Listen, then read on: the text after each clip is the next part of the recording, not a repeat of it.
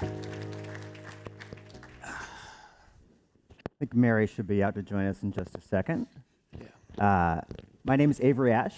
I'm the executive director of SAFE's Coalition for Reimagined Mobility, or REMO to its friends. Well, we spent much of yesterday on the supply side of the energy security discussion. REMO focuses on the demand side of the equation and macro trends in transportation. This includes automation, connectivity, electrification, new models of access and ownership, and the use of big data and analytics, and how these can be leveraged more efficiently and effectively to meet travel needs for goods and people. Like many in this room, I have spent most of my career touting the benefits of a 21st century mobility system. Nearly a quarter of the way through the century, and many, both in the public and policymakers, are starting to ask when that 21st century mobility system is actually going to get here, when the impact of all these trends is going to start to be realized. We are extremely lucky today to have two wonderful speakers and two of our REMO commissioners to help us answer this question and discuss the promise of transportation innovation, the blockers that have held back progress, and the action needed to unlock its ultimate potential. Unfortunately, Robbie stole my introduction to our first guest on night one by describing Mary Nichols as the most effective regulator ever. So I'll simply add that over a 50-year career as an environmental lawyer and a regulator, Mary has built an unparalleled reputation for bringing stakeholders together to solve practical problems in the policy arena. We are also very lucky to have her as the co-chair of REMO. Chris Helsel is the Senior Vice President of Global Operations and the Chief Technology Officer for the Goodyear Tire and Rubber Company. Mindful of the inflection point in mobility, Chris and his team operate with duality, working to enhance Goodyear's core tire product while innovating beyond tires to enable this evolution and future of movement. Applying this segregated but synced approach, Chris is responsible for a global network of tire technology, innovation, research, and product development operations focused on creating industry-leading solutions for consumer, commercial, and off-road vehicles, in addition to aviation and racing. Plus, they've got a great blimp. The future of mobility is a very broad topic, so let's jump right in. REMO published a report in January, you can get copies of it out in the salon, which highlighted how progress toward the 21st century mobility has lagged, and the impact promise has fallen short of expectations. I'd like to start by asking each of you, what do you see as the primary limiting factor for the pace of innovation, and what do you see as the most impactful lever that we can pull going forward to help unlock this potential? Mary, should we start with you?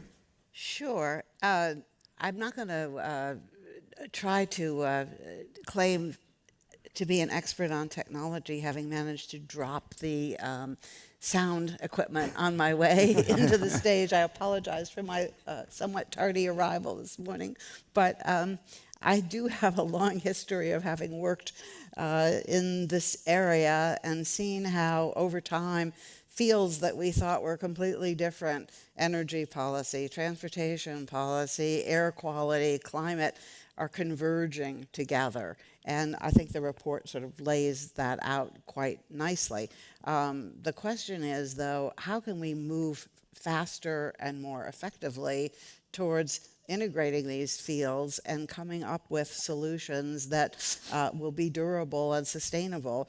And that remains, I think, an issue of politics as well as policy. I think there's no alternative for government taking a leadership role at the legislative level and at the administrative level to try to sketch out plans using, in my opinion, the need to solve the greenhouse gas problem as kind of the overarching metric, but then looking at all the other statutes and regulations that stand in the way of progress. And so I'm an advocate for this organization, REMO and others, reaching out to a variety of stakeholders and trying to put together some actual proposals to change some of the laws that are now on the books. Great. Chris, same question to you. What do you see as these limiting factors to innovation, and what are some of the levers that Goodyear is pulling to help to enable these?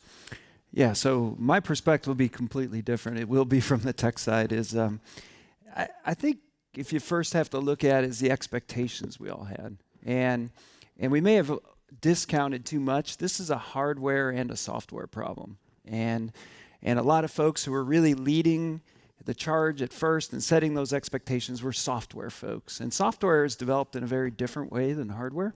And in particular, I would just ask you to think about your phone. Your phone and app glitches, and what do? You turn it off, you turn it on, and you're okay. And that's because the rhythm of software is a process, lean, agile, where you put things out, you make them a little better, and then you just keep improving it.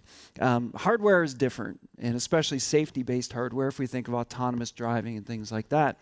And so I think number one is the expectations that had been set, but number two is then at the intersection of that, and I really liked yesterday the session where the governor of South Carolina and Redwood were talking about where are we going to get the talent. And so I think an accelerant is talent. Now, are we going to really make a lot more talent? Hopefully. But I think it's changing our paradigm around, do we organically have to own all the talent? And our experience has been we can't. And we have great hardware folks, chemists, et cetera. We'll put them up against anybody. But we're not going to out-software people. And so what we've had to do is go find a way to attract that talent. And believe it or not, they don't all want to come to Akron, Ohio.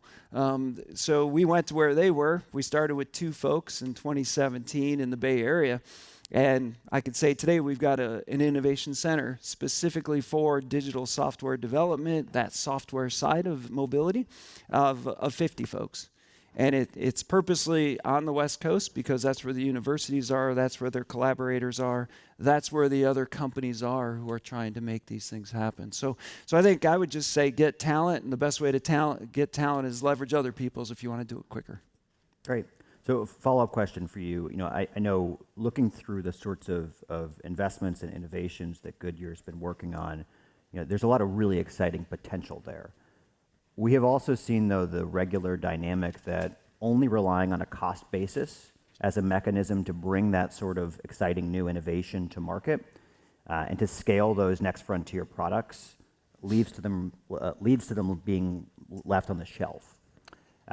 In the case of this innovation that Goodyear's pioneered, things like sustainable material, can you outline what sort of action, either regulatory or otherwise, would be necessary to move those from really exciting pilot programs to scale so that they can start having impact on the big challenges we're trying to solve? Well, I think first, let me set the context on the scale. Okay, so we make 170 million tires a year. We consume, to do that, 7 billion pounds of material, and we're about 10% of the global market. So that just lets you know how many materials we're talking about when we talk about tires. And we've been doing this, thankfully, for 125 years. We just celebrated last August. And those materials aren't just available at scale and at cost, but they've been purposely designed for performance, okay? And so let me just dive into one example of a material where we've really had to address this, and that's carbon black. And carbon black is a reinforcement for rubber. If we didn't put carbon black in your tires, think of your erasers on your pencils. That's how fast rubber would in fact be abraded off. And so you have to reinforce this. And we really confronted this, as many in the industry, we all had to, was much of that material came from Russia.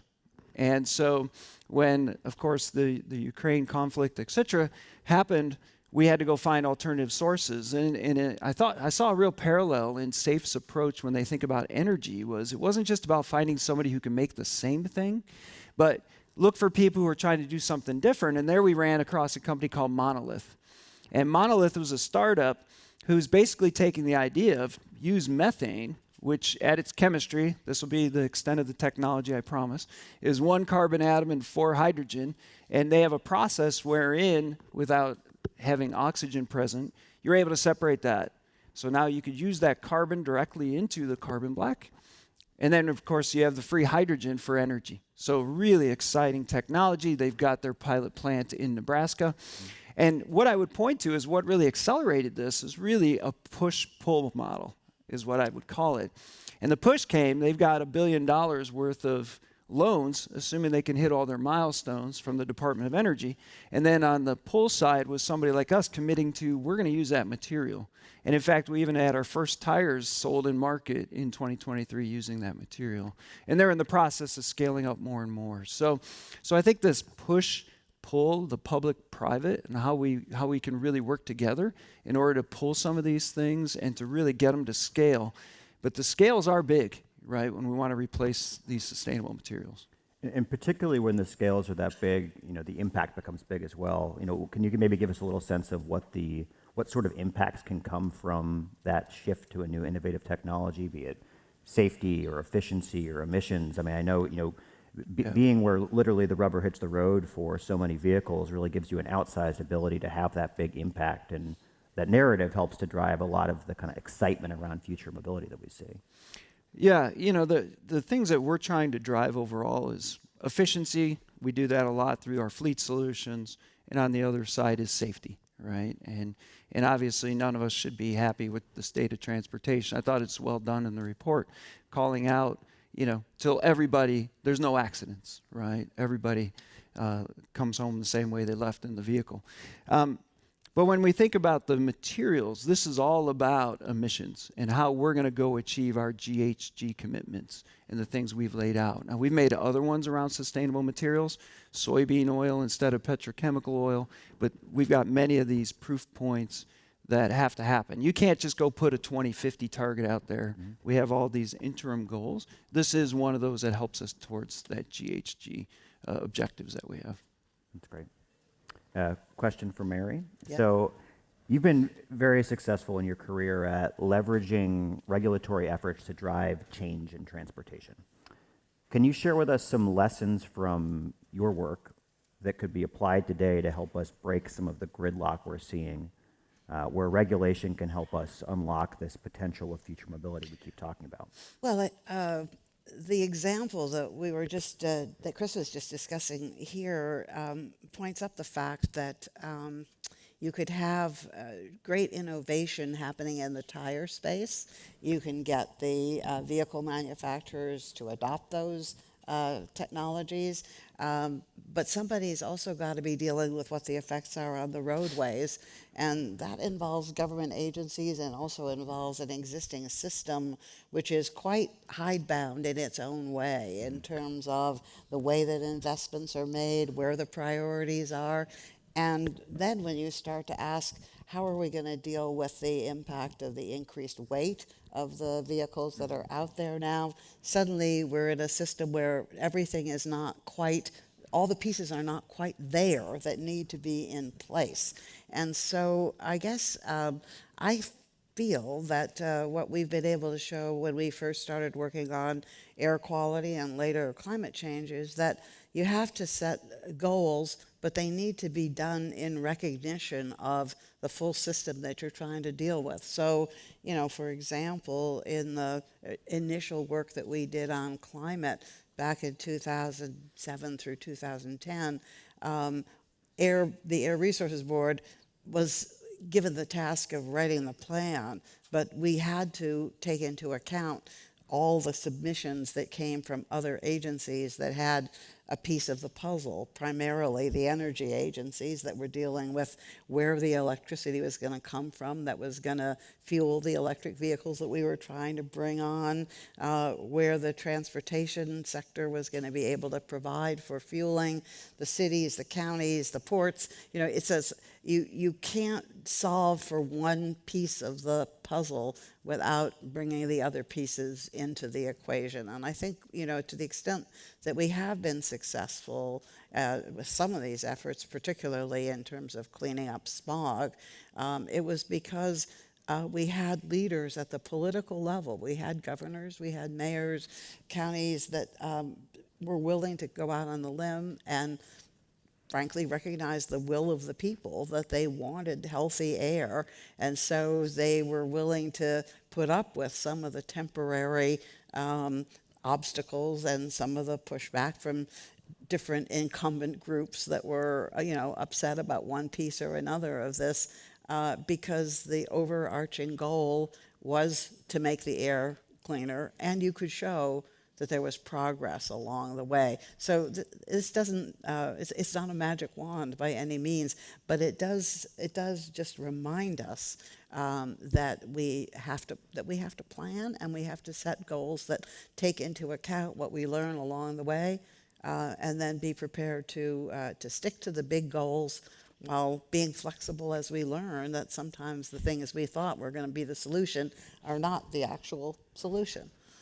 So you mentioned the idea that the challenge of trying to solve a problem through one puzzle piece, and obviously the theme for the summit is solving a global power puzzle. You know, when you think of the coordination that was discussed a lot yesterday in the context of critical minerals and raw materials, and will be a theme, I'm sure, again here today, you know, what are the effective mechanisms for bringing those stakeholders to the table in a meaningful way, and then orchestrating the sort of collaboration that has to take place between, you know, just in the public sector at a federal, state, county, MPO, local level, and then you bring in the private sector as well, and that coordination challenge becomes quite daunting. So what are some of the advice that you would offer to folks in this room for how to do that effectively? Well, first of all, I think that there's no substitute for talking to people from the different parts of this mechanism, and bringing them together is a start, physically getting together, but adopting some kind of rules of the road is also important. And I think back to the first meeting of the REMO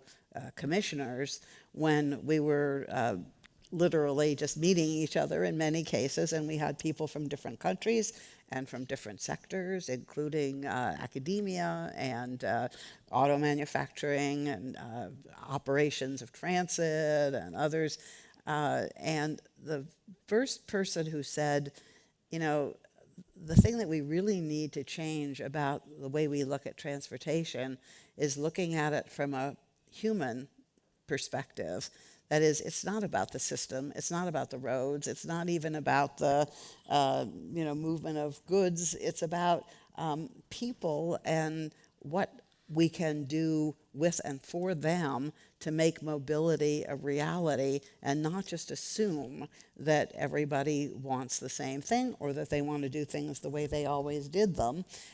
So it's about sort of going back to the consumer, if you will, to the person who gets to vote either with their pocketbook or their ballot, and finding out, you know, what are the things that they think are the most important in the transportation system. We had a ballot initiative on the ballot for the primary election in Los Angeles that just took place, and there was a measure that was put on the ballot which kind of slipped on, although it had been put together by a coalition of groups over a period of a very long time, that committed all the stakeholders to live by a plan that had actually been adopted many years ago for facilitating bicycle lanes and improving traffic flows and making the pedestrian crossing safer. And suddenly, when it appeared on the ballot, you had various entities, you know, stepping out and saying, well, wait a minute, this means we're going to have to spend money. We're going to have to actually do these things. And, you know, that's going to be hard. And maybe it'll get in the way of other things that we want to do. And it was passed overwhelmingly because people have been waiting a long time for some of these. You know, we've been talking for years about how our city could be made more bicycle friendly, more pedestrian friendly. And everybody sort of thinks, yeah, that's a good thing. But it doesn't happen without actually going out and spending money and providing for the safe facilities. So that's obviously a local example, but I think it's typical of many of the issues that we're dealing with here, are that we can all articulate what we think the goal is, but then we have to actually get down to doing it. And I think one potential enabling factor that we've seen discussed a lot in the innovation space is data and the potential to harness data. I mean, this moniker that data is the new oil has been tossed around for the past at least decade. Mm-hmm. The tagline was catchy. There's certainly a lot of data out there. What has been more challenging is how do you harness that data in a way that actually allows us to measure the things we care about and transform that data into new products and services that meet needs and have impact. I'd love to hear from each of you a little bit on just how we can put data to work, either in the regulatory space on the public sector side, or on the private sector side. How do we leverage that data to deliver new products and services to customers? Well, it is. It's an interactive issue because we tend to assume that the more data we have, the better, and somehow once we get it, we'll know what to do with it. And it doesn't always work that way. I go back a long way in environmental regulation. I remember when I first got involved in dealing with some of the issues about water quality in Los Angeles, and the federal law that was already on the books required any company that emitted more than a trivial amount of water into, is dumping any amount of water from their operations into a stream or into the ocean, had to provide continuous monitoring of the pollution that was in that stream. Continuous monitoring for a 24-hour operation meant reams and reams of information about pollutants. But when it got to the agency, there was nobody there to read it, much less ask the question of how do we filter it to find out what the most important things are that we're actually looking for, and then how are we going to take that information. Maybe it's just an enforcement action because there's already a regulation on the books, but maybe when you look at it, you find out that the regulation isn't designed very well to achieve enforcement. We still have a lot of that in our thinking, and but if we start off asking the question, how do we get to a safer water supply, and then ask the question, okay, what kinds of data would we really need to know, and how do we get them? How do we get those data and get them in a format that we can use? We now have so much better tools than we used to in terms of collection and analysis. But it does take some time, and it takes some thinking, which is sometimes the hardest part, about what it is you actually want to use that data for. And I think that's an example that just holds true in a lot of areas now. We just passed two bills, but one I think has gotten a lot of attention in the California state legislature. The governor signed that for the first time is going to require reporting of greenhouse gas emissions by any company that does business in California over a very small size. And it requires Scope 1, Scope 2, and Scope 3 for all of the aficionados of greenhouse gas reporting, which goes, again, well beyond what the new SEC regulations are going to require, because they did not include Scope 3, and they left out a fair number of types of businesses. Well, that's great. We've got this really strong law, and now how are we going to implement it? And that was left to the Air Resources Board, once again, or somebody, but it looks like it's ARB, to actually define what that's going to be and how it's going to work.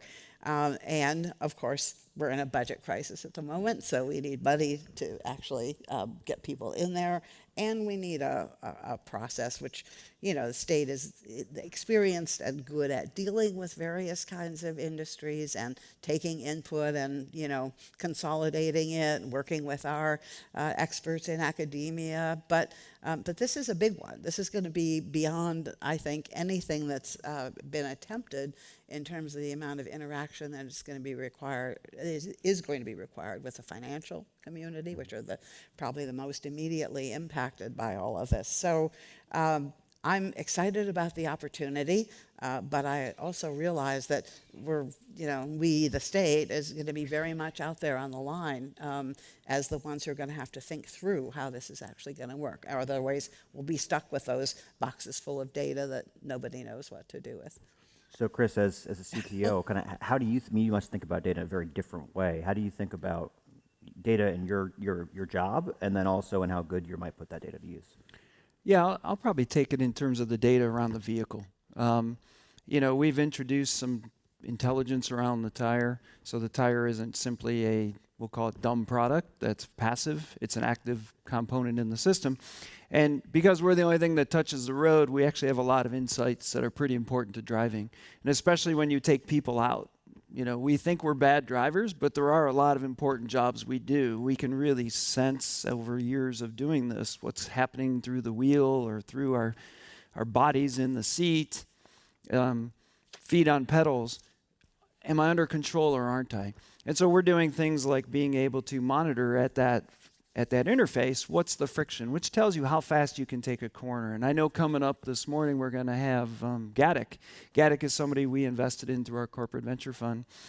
But when we do that, we're a strategic, meaning we do work together. And so what we're doing with them is giving them a prediction of what should they be able to count on in terms of that friction at the road, which tells them in their instructions for their AV system how fast can they take a corner, etc. We're giving them real-time conditions of the tire, and they can use that in terms of understanding the stiffnesses and things about the tire, which are really important for vehicle dynamics. And, otherwise you're going to have this AV going like this in the lane, and everybody's going to think it's an impaired driver. So, there's things that we can really do, but if we have to go put our own system on to recreate some of that information, that's going to drive more cost on these systems, which makes these systems less accessible. If we could use the data somebody else has, but at the same time offering up the data we have, we can collectively, I think, bring these solutions faster. So I think there's something to be said here that our parents probably taught us when we were little kids is share, right? And if we're advocating for closed systems, we're probably not doing justice to being able to bring this as fast as possible. So we could go on for a long time on these topics, and we've only really just scratched the surface. But cognizant of time, want to wrap with one very short, one-sentence question and answer. So we spend a lot of time reimagining the future of mobility here, as you might imagine. I'd like to hear from each of you, what's the transportation technology or innovation that you're most excited to see the impact of over the next decade? Chris, you want to start? I could go for sure. Yeah, sure. We mentioned data and things, but I'm going to really put out more like when you think of all these technologies, since you come together in a forum like this, it really puts this guiding, almost North Star problems in front of us. And when you do that and you bring smart people together, and those smart people, yesterday was mentioned twice, like our national labs, and I really wanted to plug them. That has been just a fantastic thing for us. So if you don't have a CRADA with your national lab and you want to talk to somebody who has one, it's fantastic.